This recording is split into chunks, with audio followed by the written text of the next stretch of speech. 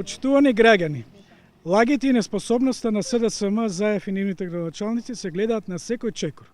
Токму улицата Антон Димитров во населба Драчево е типичен пример за начинот на работа на Петр Шилегов и Филип Темелковски и СДС.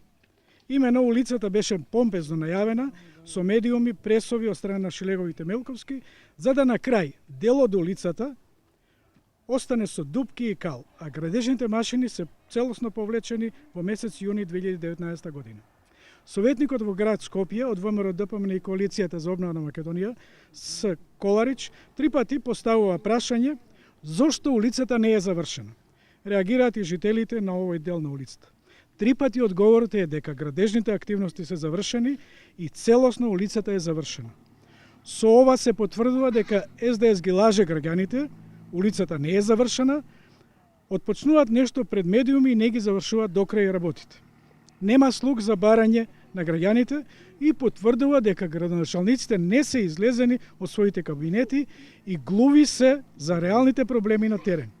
Дополнително прашање е каде се потрошени парите кога улицата е завршена.